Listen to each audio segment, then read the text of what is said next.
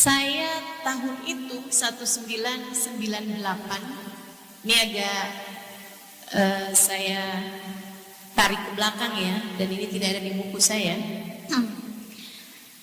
Kenapa saya berangkat ke Tarim gitu? Ceritanya tahun 1998 saya udah lagi mau ngurusin perpisahan di Al Anwar, Sarang Rembang, pondok pesantren saya di sana, di Jawa Tengah, dengan Kiai Haji Maimun Zubair. Saya mondok di sana kurang lebih 3 tahun. Saya dari tamat SD memang mondok-mondok pesantren ya, karena saya pikir saya mau belajar sesuatu yang kalau saya umurnya pendek saya nggak nyesel.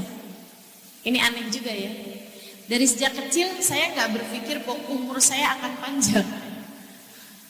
Jadi saya punya pikiran bahwa saya bisa jadi berumur pendek. Kalau saya berumur pendek, ilmu apa yang kira-kiranya akan bermanfaat bagi saya walaupun saya umurnya pendek. Jadi akhirnya saya kemudian memutuskan untuk belajar di pondok-pondok pesantren buat punya ilmu yang gak akan saya sesali kalau saya berumur pendek. Dan tentu saja kalau saya berumur panjang pun jadi tentu saja tidak saya sesali juga ketika saya berumurnya panjang seperti sekarang gitu. Nah, saya belajar di pondok-pondok pesantren tuh. Pertama Darul Lughah, kemudian 5 tahun saya di sana, saya belajar tauhid di Al-Tauhidiyah Tegal, kemudian saya belajar di Sarang Rembang di Al Anwar, pondok pesantrennya Kiai Haji Maimun Zubair. 3 tahun saya ada di sana, teman-teman sekalian. Tahun terakhir, nah itu saya udah mulai ngurusin acara perpisahan akhir tahun. Di pondok pesantren kan seperti itu. Saya orang yang aktif dari sejak kecil, jadi memang seneng gitu ngurusin. Saya ngurusin acara perpisahan, saya ngurusin acara ziarah akhir tahun, saya urusin beberapa jenis acara. Ketika abang saya datang, abang saya bilang begini, Im, dia datang ke pondok pesantren, kemudian dia bilang begini, Im, ke Tarim yuk, ke Hadramut yuk. Saya bilang, itu apa Kak? Hadramut itu nama apa?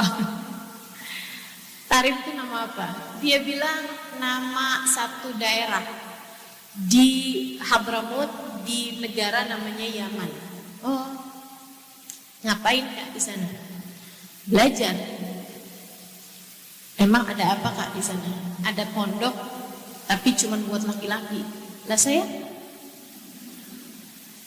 ini abang saya aneh-aneh gitu ya.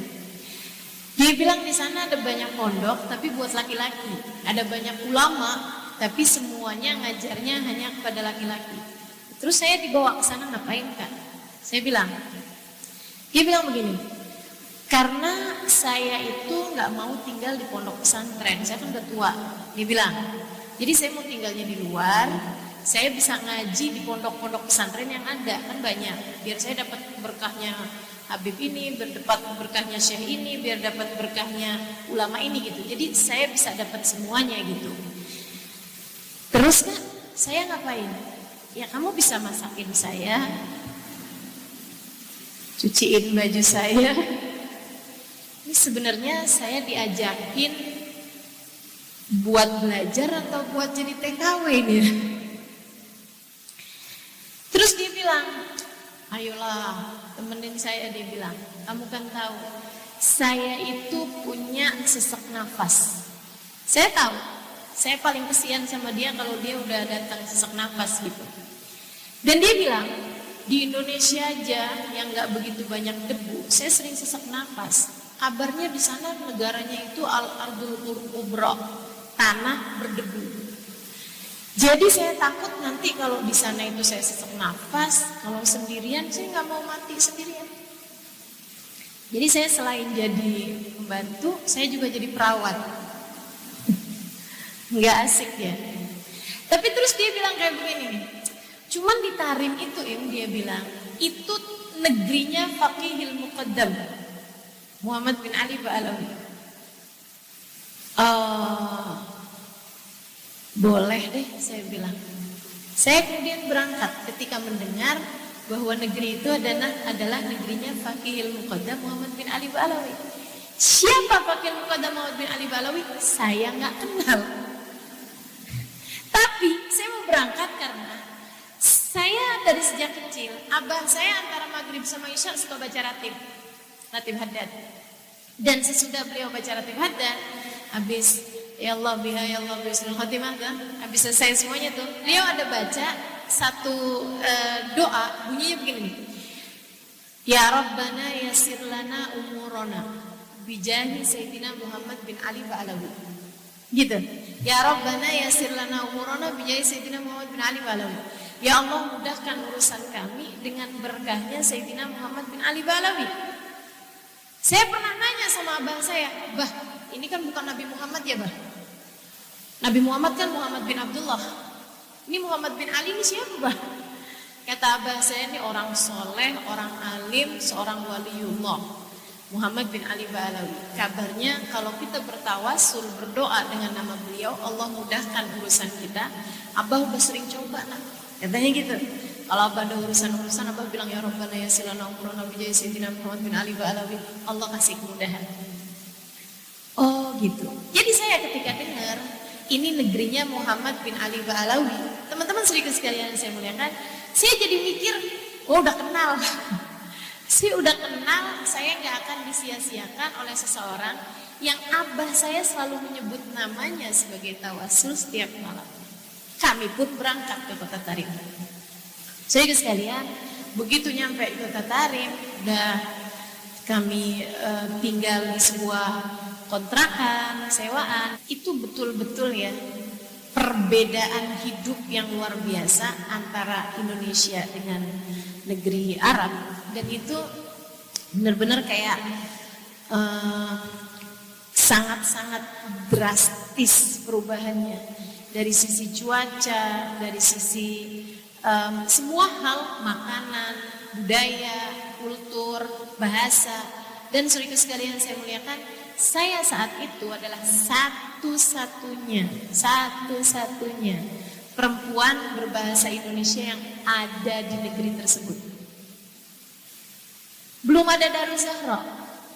Belum ada Daruz Zahra sebagai pondok pesantren. Yang ada Daruz Zahra sebagai madrasah tempat orang-orang Tarim bersekolah di sana. Jadi saya kangen banget buat ngomong bahasa Indonesia. Saya satu-satunya orang yang bisa saya ajakin ngobrol bahasa Indonesia adalah abang saya.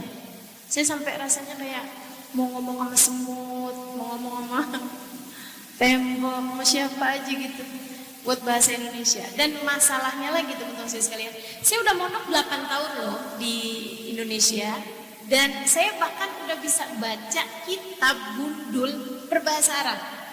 Ya nggak ada kitab gundul bahasa Indonesia ya. Kitab gundul bahasa Arab saya udah bisa baca. Tapi ternyata bahasa orang ngobrol itu benar-benar berbeda. Saya ketika nyampe di Tarim, kalau saya ngomong bahasa Arab sama orang Arab, mereka nggak ngerti. Kalau mereka ngomong Arab, orang Arab ngomong Arab, saya yang di Indonesia bisa baca kitab Arab gitu, nggak ngerti juga saya. Bahkan nggak usah ngomongnya teman-teman saya sekalian, bahasa isyarat aja beda loh antara kita sama orang Arab. Kita kalau ngomong iya, kalau isyarat iya, kita ngangguk. Kalau mereka, itu artinya iya. Saya kasih tahu aja. Coba tanyain saya. Misalnya, Ustazah udah kawin, gitu saya jawabnya. Kalau belum atau enggak, gini. Kalau kita kan geleng, gitu ya. Kalau mereka, gitu. Silakan tanya saya. Ustazah udah punya anak? Saya akan jawab, enggak. Saya akan jawab, gitu. Artinya enggak gitu. Jadi benar-benar jangankan bahasa, isyarat pun beda. Jadi hati-hati teman-teman saya sekalian. Mereka tuh kalau bilang sebentar, itu pakainya begini. Orang Arab kan sebentar gitu, pelan-pelan, sebentar kayak gini. Kita kalau kayak gini, minta makan. Minta makan gitu ya. Jadi emang bahasa isyarat pun setiap negara tuh berbeda. beda gitu, jangan kamu kira sama. Bener-bener itu ya. Jadi ceritanya kami Ramadan pertama di negeri itu, Masya Allah, teman-teman saya sekalian. Saya hari itu baru pindah rumah. Jadi asalnya tinggal di rumah orang, kenalan gitu, keluarga cari-carilah gitu ya, kerabatannya, keluarganya. Kemudian akhirnya pindah ke satu rumah, kita ngontrak di situ. Waktu kita pindah itu Ramadan hari pertama pindah ke rumah kontrakan itu. Kita nggak punya banyak barang, cuman berdua doang, baju aja yang kita punya kan. Hari itu abang saya beli kompor, gitu, terus beli beberapa barang, piring segala macam. Saya puasa, kita puasa, dan kita bingung nanti sore ini buka puasa apaan. Jadi sekalian, jam-jam 5 abang saya jalan untuk majelis, ada rohah ba'da asar gitu. Jam 5-an gitu, rumah saya digedor. Dan di sana, mohon maaf teman-teman saya sekalian, kalau di orang kita mungkin kayak orang Madura kali ya. Mereka keras-keras suaranya, kedengeran kayak kasar. Jadi kalau orang nggak tahu gitu tentang orang-orang Tarim, kalau pergi ke sana ngelihat orang, lagi pada berantem. Padahal itu nggak berantem, itu lagi I love you too gitu. Jadi kedengarannya kayak berantem. Padahal mereka lagi menyampaikan hal yang baik-baik aja gitu maksud saya. Jadi tuh mereka gedor pintu pun nggak pernah pelan, dan pintunya di sana semuanya dari kayak besi gitu kan. Akhirnya kemudian saya panik, saya buka pintunya, anak kecil. Dia bilang gitu kan sambil ngasih barang. Saya pikir apa itu?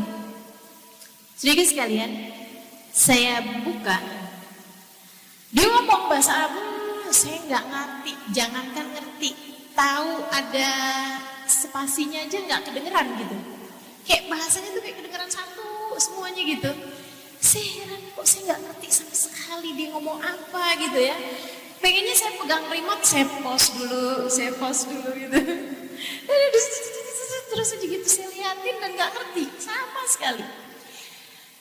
Tapi kemudian dia ngajuin satu mangkok gitu, saya buka isinya kurma sama ada sambusa. Saya pikir oh dia ngasih, gitu kan. Dia sambil nunjukin tempatnya. Oh minta balikin tempatnya. Oke, ngerti juga saya.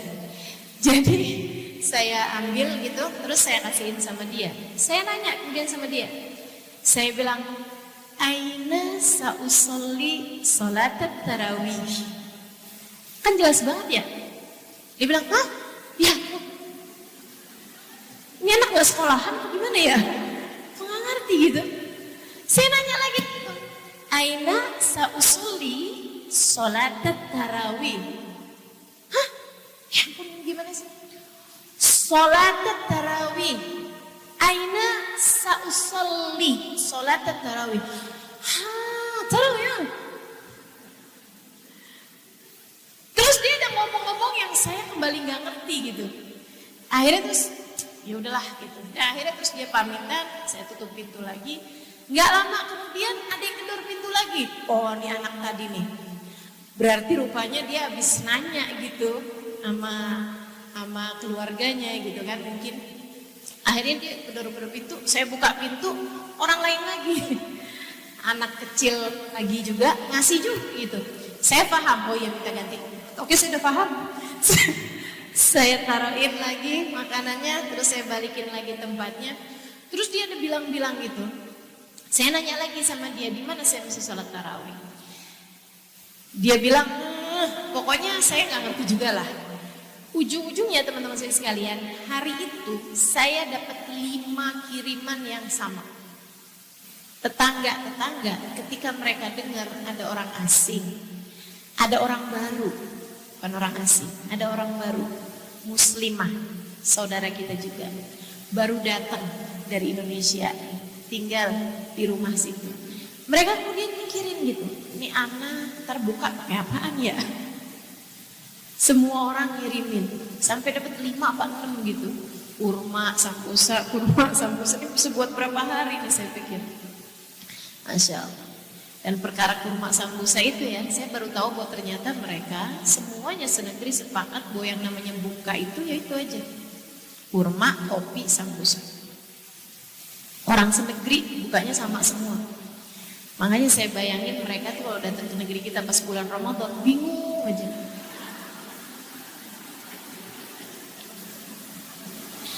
Sebutkan nama jenis bubur-buburan dan tanganmu 10. Belum selesai kamu menyebutkannya sesudah genap 10 tangan kamu hitung.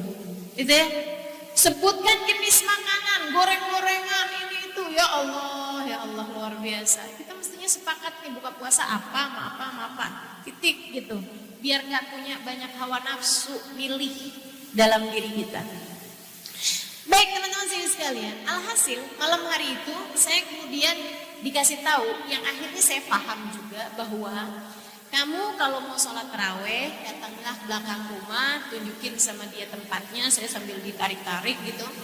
Akhirnya kemudian saya tunjukin, ternyata di rumah kontrakan yang saya sewa itu, di belakangnya itu ada Masjid Al-Bar namanya, itu buat laki-laki, dan di sebelah sananya lagi itu ada masjid ruang gitu buat perempuan sholat berjamaah tarawih.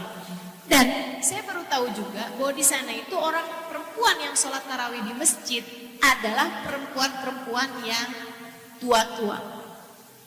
Makanya dia aneh, saya nanyain sholat tarawih. Jadilah malam hari itu saya masuk ke masjid tersebut, semuanya tua, saya yang paling muda. Saya kemudian jadi kayak cucu yang baru datang dari negara lain, yang dikerubutin sama nenek-neneknya. Gitu ya, bayang gak sih? Saya gitu lagi masuk gitu, saya pikir kan masjid, terus saya sholat tahiyatul masjid. Waktu saya sholat itu semuanya pada ngerubungin, dan itu nggak ngerubungin yang cari-cari tahu lirik-lirik itu enggak, emang benar-benar ngerubungin. Watak asli manusia gitu ya, sangat amat polos gitu. Itu saya lihat ada dalam diri orang-orang tari. Jadi mereka tuh ngerubungin saya sambil ngeliatin, ya tari pesan, gitu kan, sambil ngomong-ngomong gitu. Dia ngerti sholat, dia tahu sholat, itu sholat. Dikirain kalau nggak bisa bahasa Arab itu nggak bisa sholat. Dia nggak tahu.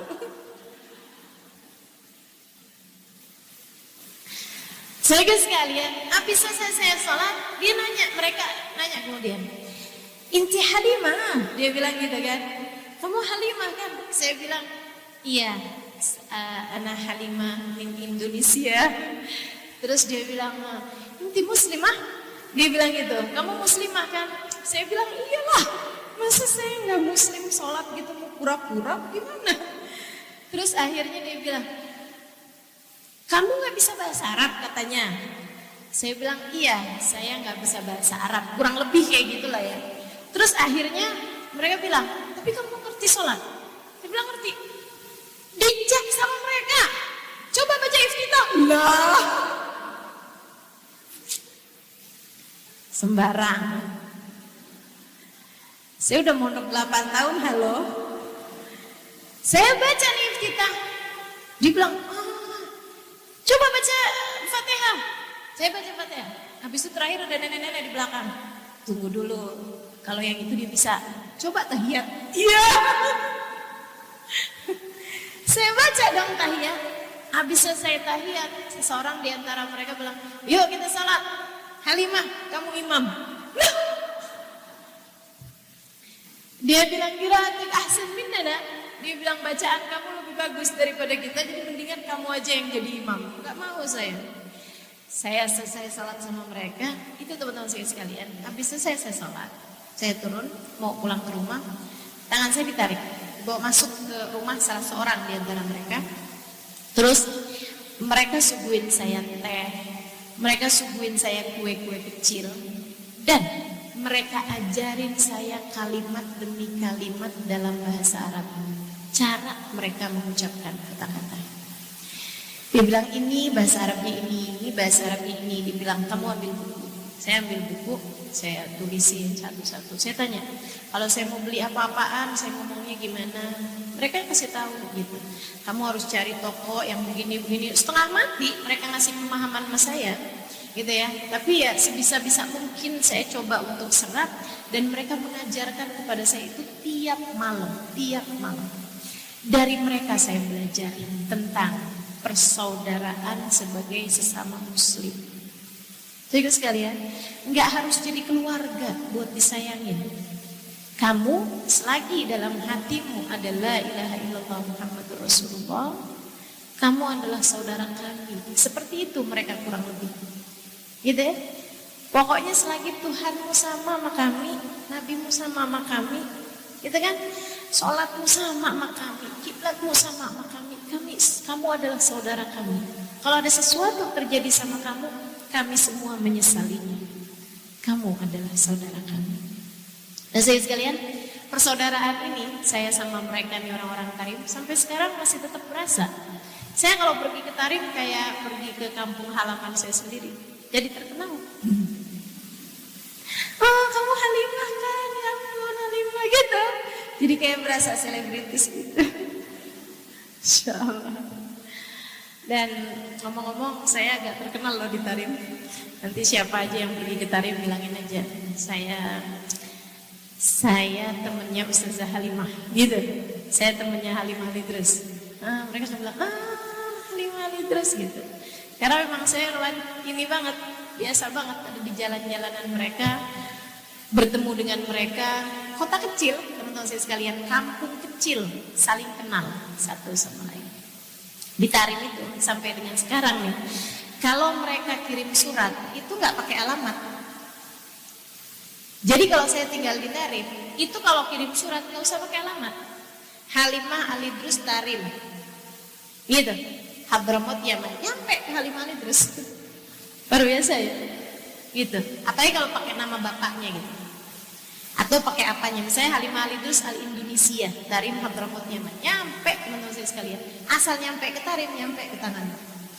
Nggak usah beda nomor, nggak nyampe. Ini kan repot kalau di Indonesia ya.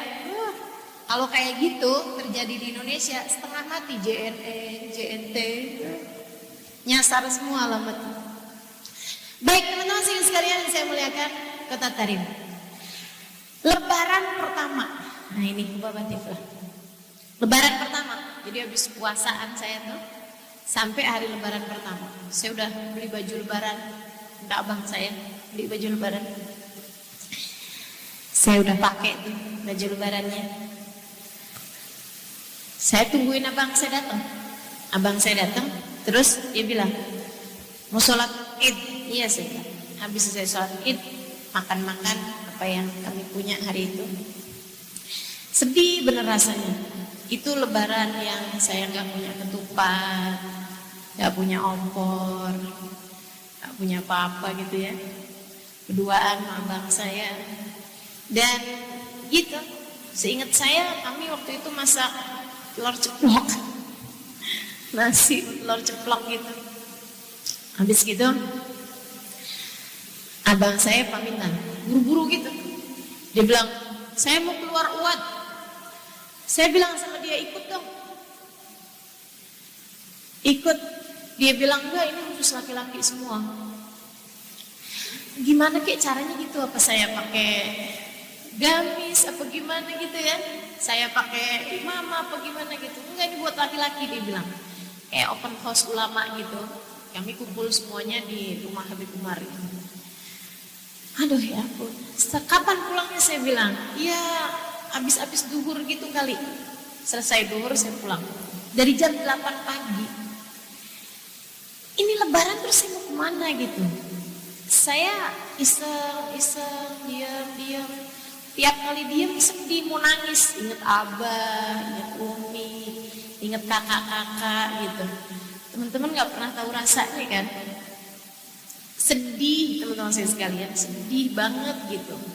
Kayak yang sendirian, terlunta-lunta, terkatung-katung, gak jelas gitu.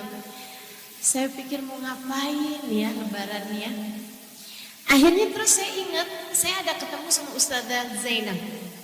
Nah, itu beliau dari Taiz, seorang ustadzah yang masya Allah, sangat alimah, sangat pinter banget, terutama urusan sejarah Arab, sejarah Islam, sejarah Nabi Muhammad alaihissalam.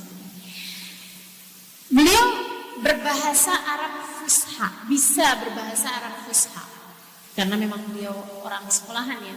Jadi beliau banyak ketemu orang-orang dari luar negeri juga, sehingga membiasakan beliau untuk bisa bahasa Arabnya gitu. Jadi saya ketemu sama beliau di tarawih terakhir, beliau ngomong kayak gini, Halimah, kalau kamu pengen keluar rumah gitu hari Lebaran, kamu bisa datang ke rumah saya. Dia tunjukin alamat rumahnya, jadi saya ingat gitu kan. Besok paginya ketika saya sendirian itu saya pikir-pikir yaudah deh gitu, saya pergi aja ke tempatnya Ustaz Zainab. Pergilah saya berangkat ke tempat Ustaz Zainab, lewatin jalanan-jalanan di Kota Tarim. Saya kemudian berangkat ke tempatnya Ustaz Zainab. Saya ketuk pintunya, buka sama anaknya. Terus dia begitu lihat gitu, "Anti Halimah Indonesia," dia bilang gitu kan. "Kamu Halimah yang dari Indonesia itu kan?" Saya bilang, "Iya." Terus dia bilang, "Udkhuli." "Ummi muntadhirik," dia bilang, "masuk deh, ibu saya udah nungguin kamu." Saya masuk, terus gak lama Ustaz Zainab bawa nampan gitu, ada kue-kue kecil sama ada teh. Terus duduk, "Syrobi Halimah," dia bilang. Saya minum-minum sedikit, ini apa, kemudian saya pun mulai jalan. Ustaz Zainab kasih tahu, "Nahnu banazur ahbab tiflah." "Halimah, nahnu banazur ahbab tiflah." Dia bilang, "Halimah, kita mau berkunjung kepada Hubabah Tiflah." Saya bilang, "Ismaha Tiflah." Saya tahulah dengan bahasa Arab saya sedikit, saya tahu bahwa Tiflah itu artinya bayi. Mana ada orang kasih nama anaknya bayi? Ada nggak di sini namanya bayi? Gak ada kan? Jadi saya bilang namanya bayi gitu, namanya Tiflah. Terus dia bilang, "Lah, enggak lah," dia bilang, "namanya bukan Tiflah. Cuman semua orang di sini nggak tahu namanya, semuanya manggil Hubabah Tiflah." "Kenapa?" Saya bilang, "Karena sepertinya dia sampai dengan usianya 70-an lebih ini, beliau masih tetap seperti bayi, tidak pernah menyakiti siapapun." Hah? Dia dipanggil dengan sebutan Hubabah Tiflah karena dia sampai setua ini tidak pernah menyakiti siapapun.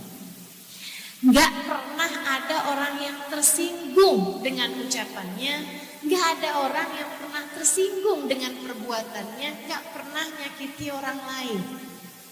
Kayak bayi. Bayi mana ada yang bikin tersinggung orang? Kita jenguk bayi terus, kayaknya tatapannya agak nyinggung perasaan saya. Saya ngelihat bayi ini merasa terintimidasi. Gak pernah kan? Bayi itu gak menekan, tidak bikin tersinggung, gak menyakiti siapapun, teman-teman saya sekalian. Itu Hubabah Tiflah kayak gitu. Kayak gitu. Katanya Ustazah Zainab ini, wah saya udah bayangin, ini pasti seorang perempuan yang tidak pandai, tidak mudah, tidak pernah menyakiti siapapun. Pastilah beliau adalah seseorang yang pakai baju bagus, tinggal di rumah yang bagus, dikelilingin dengan keadaan yang semuanya serba mapan, semuanya tercukupi, sehingga kemudian hatinya jadi lebih pandai untuk tidak tersinggung dengan siapapun. Karena mohon maaf teman-teman saya sekalian, mohon maaf, biasanya tuh kan yang kita dapati, orang-orang yang miskin biasanya lebih cepat tersinggung. Betul. Jadi saya pikir gitu kan, ini orangnya pasti ini saya punya bayangan gitu tentang seseorang yang tidak pernah menyakiti siapapun. Pasti orang yang sudah punya segalanya sehingga dia kemudian tidak pernah merasa perlu iri sama siapa, hasut sama siapa, nyakitin siapa, dia udah punya semuanya kok. Gitu bayangan saya yang bodoh ini.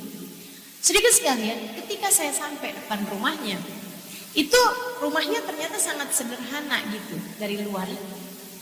Jadi keluarga di situ. Begitu ketemu Ustazah Zainab, ya hayya Zainab Khatib gitu kan, dipelukin Ustazah Zainab. Kemudian Ustazah Zainab kenalin saya, Halimah Indonesia, dia bilang gitu kan. Saya kemudian dipelukin, ya hayya wa ya sahla Halimah, tafadhali Halimah gitu kan. Mereka tuh sangat mudah untuk akrab ya, orang Tarim sangat mudah untuk akrab. Saya kemudian bawa masuk ke dalam rumahnya, saya pikir mana nih yang Hubabatiflah. Begitu saya masuk dalam rumahnya teman-teman sekalian, dari luar rumahnya tampak sederhana, dari dalam rumahnya nggak punya apa, jauh lebih miskin daripada tampilan luarnya, miskin banget. Itu rumah paling miskin yang pernah saya dapati di Kota Tarim, sangat miskin. Bawahnya nih bahkan nggak diaspal gitu, jadi kayak tanah di apain ya, nggak ada keramiknya, nggak ada apa sih namanya nih, lantai tehel tuh nggak ada gitu. Terus dinding-dindingnya juga cuman diinian separuh, sisanya tanah asli, tanah nggak ada apa-apain. Di sudut ruangan ada selimut-selimut yang sudah usang, bantal-bantal yang tipis, dan di tengah ruangan itu nggak ada permadani empuk, bantal-bantal senderan. Di rumah orang Arab kan biasanya begitu tuh, bantal-bantal senderan gitu.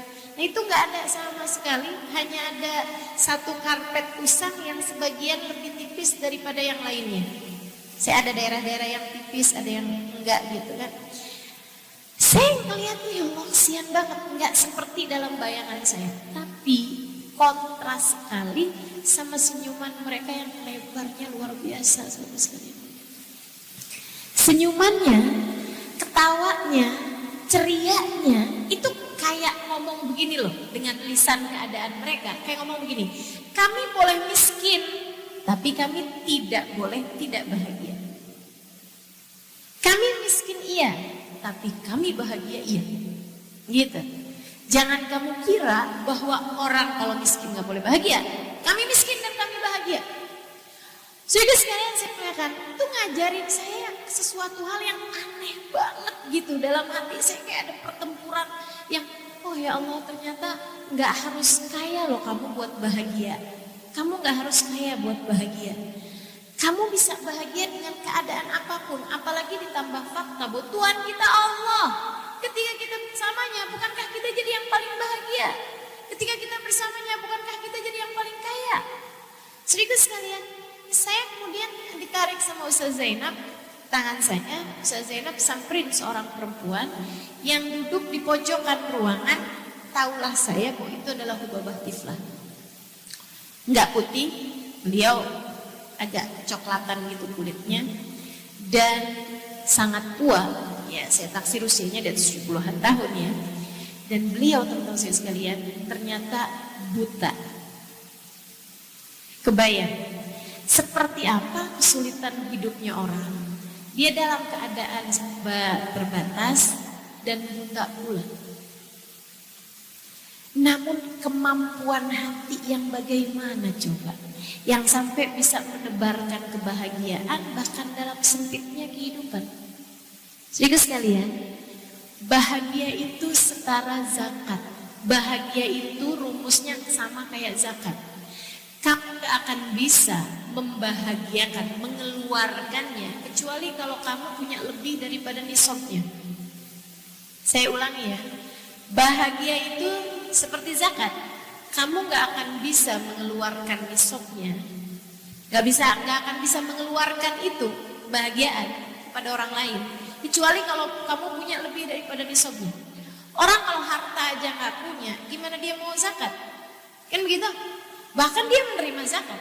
Maka saudara sekalian, orang yang bisa membahagiakan orang lain pasti karena dia punya lebih daripada yang dia perlukan, lebih daripada nisabnya. Nisab bahagia udah dia dapetin lebih, jadi dia bisa bahagiain orang lain. Kenapa mereka bisa punya nisab bahagia lebih daripada yang lain? Karena mereka dekat dengan sumber kebahagiaan, Allah Subhanahu wa Ta'ala. Mereka kenal sama Allah, mereka paham sama Allah. mereka dekat sama Allah, bahagia hatinya, dan bisa membahagiakan orang lain. Maka saya sekalian, kalau kamu merasa kamu gak bisa bahagiain orang tuamu, kamu gak bisa nyenengin suamimu, ngelihat anakmu bawaan kesel mulu, kamu belum punya cukup nisab kebahagiaan dalam dirimu. Kenapa kamu gak merasa bahagia? Karena kamu kurang dekat sama pemberi kebahagiaan. Kamu kurang dekat sama yang menciptakan kebahagiaan. Kamu kurang dekat sama yang meletakkan kebahagiaan dalam hatimu, yang mengatakan tentang dirinya muqallibul qulub, sang pembolak-balik hati. Dia sudah berkata dalam Al-Quran, alladzina amanu wa tatma'innu qulubuhum bidzikrillah, ala bidzikrillah tatma'innul qulub. Ketahuilah, sesungguhnya orang-orang yang beriman hati mereka selalu bahagia dengan mengingat Allah. Ketahuilah, hanya dengan mengingat Allah hati akan merasa bahagia. Hati merasa tenang dengan ingat Allah dalam kehidupan. Makanya kalau kamu merasa hatimu hampa, karena Allah sedang tidak ada di sana. Kalau kamu merasa hatimu, hidupmu sengsara, karena kamu menjauhkan Allah dari hidupmu.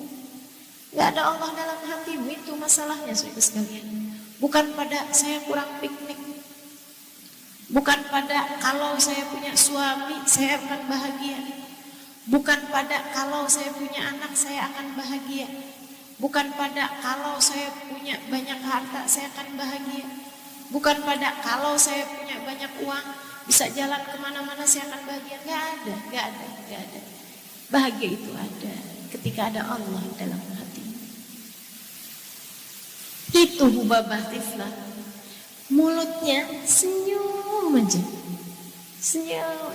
matanya buta, teman-teman sekalian.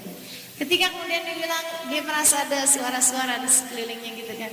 Terus Zainab datengin kemudian, Hubabah, ana Zainab al-Khatib, dia bilang, Hubabah, saya Zainab al-Khatib, salamin tangannya Hubabah. Hubabah Tiflah, saat tangan kanannya disalamin, tangan kirinya pegang-pegang muka Ustazah Zainab, kayak mau nginget-nginget gitu mukanya Ustazah Zainab kayak gimana gitu. Habis itu kemudian Ustazah Zainab deketin saya sama Hubabah Tiflah sambilan dibilangin, ya Hubabah, mana Halimah bint al-Idrus? Dia bilang, nih Hubabah, ada sama kita nih Halimah al-Idrus nih, dia jat Indonesia belad ba'id. Dia bilang, datang nih Halimah nih dari Indonesia, dari negara jauh banget. Dia datang ke sini mau nyari ilmu katanya. Bapak doain kesian. Kata Ustazah Zainab, doain ya anak kesian gitu. Saya kemudian salaman sama Hubabah Tiflah. Hubabah Tiflah tangannya disalamin yang kanan, tangan kirinya sambil pegang-pegang tangan saya, yang nyalamin tangan dia itu.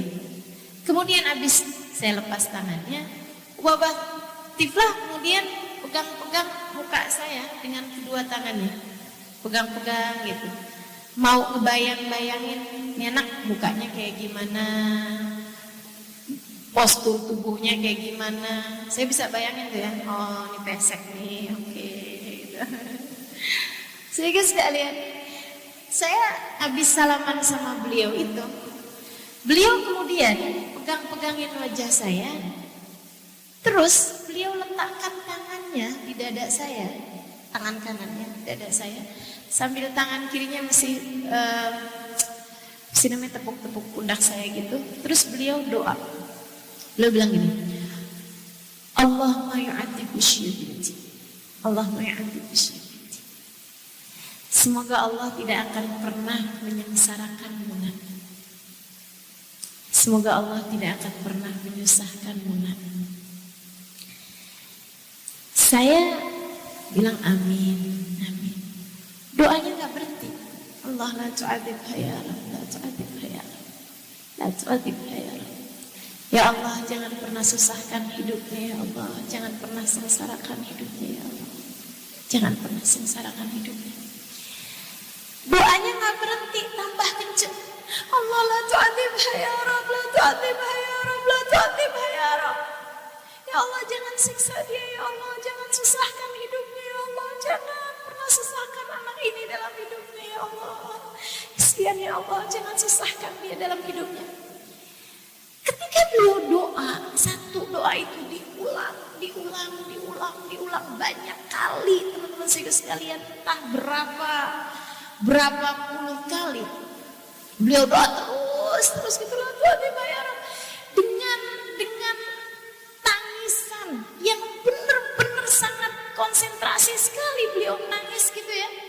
Kayaknya tuh pada saat itu kayak nggak ada orang lebih penting daripada saya, seorang anak yang baru dia kenali beberapa menit. Hanya baru beberapa menit saya kenal sama dia. Saya bukan saudaranya, saya bukan anaknya, saya bukan cucunya, saya bukan siapa-siapanya. Saya anak Indonesia yang baru kenal namanya beberapa menit yang lalu, baru tahu orangnya beberapa menit yang lalu. Dia doain saya kayak enggak ada yang lebih penting daripada saya pada saat tersebut. La tu'adzibha ya Rabb, la tu'adzibha ya Rabb, la tu'adzibha ya Rabb, ya Allah, la tu'adzibha ya Allah. Ya saya ikutan nangis juga. Saya sambilan mikir kayak begini, ya Allah, saya ini loh jadi hamba kok begini amat ya. Saya nggak pernah mendoakan diri saya sendiri seperti orang ini mendoakan saya. Saya bahkan nggak pernah mendoakan diri saya sendiri pada saat itu. Seperti Hubabah Tiflah mendoakan saya. Padahal kalau Allah mau menyengsarakan hidup saya, pantas banget, dosanya banyak. Kalau Allah mau buat saya sengsara hidupnya, entah dunia entah akhirat, layak banget. Siapa saya? Hubabah Tiflah mendoakan saya kemudian dengan linangan air mata, dengan tangisan yang sungguh-sungguh teman-teman saya sekalian. Buat saya ikut nangis juga di sini, ya Allah, beneran ya Allah, jangan siksa saya ya Allah, jangan sengsarakan hidup saya ya Allah, tolong saya ya Allah, tolong saya. Jangan sengsarakan hidup saya. Nangis habis-habisan saya di lantai perempuan tua itu. Berdoa mengajarkan kepada saya satu hal. Doamu untuk sesama, hadiah terindah yang kamu bisa persembahkan kepada dia. Mengajarkan kepada saya satu hal. Hiduplah dengan menebar kasih sayang. Doakan baik siapapun yang kamu temui. Belajarlah seperti yang sering saya dengar. Nabi Muhammad itu berdoa diam-diam dan diam-diam berdoa. Nabi Muhammad itu sedikit-sedikit berdoa. Nabi Muhammad itu tiap ketemu sama siapapun, beliau akan pandang orang tersebut dan mendoakannya. Dari situ saya belajar untuk saya kepengen juga kayak begitu. Yuk kita lihat suami kita doain. Kita lihat orang tua kita doain. Ya Allah jangan sengsarain hidupnya ya Allah, bahagiain dunia akhirat ya Allah. Kita lihat anak kita doain, ya Allah bagusin nasibnya ya Allah, kesian ya Allah. Kita lihat saudara-saudari kita doain. Kita lihat orang yang kerjain kebaikan kita doain, terima ya Allah, tambahin ya Allah. Kita lihat orang lagi ngerjain maksiat, ya Allah kesianin ya Allah, kasih taubat ya Allah, ampuni dosanya ya Allah. Kita doain negeri kita doain kampung kita doain guru kita doain siapapun aja yang bersama dengan kita. Kata teman-teman saya sekalian, Hubabah Tiflah mengajarkan kepada saya untuk memiliki kasih sayang terhadap siapapun saja yang saya temui. Mudah-mudahan kita bisa menjadi bidadari-bidadari yang menebar kasih sayang terhadap siapapun, insya Allah. Amin ya Rabbal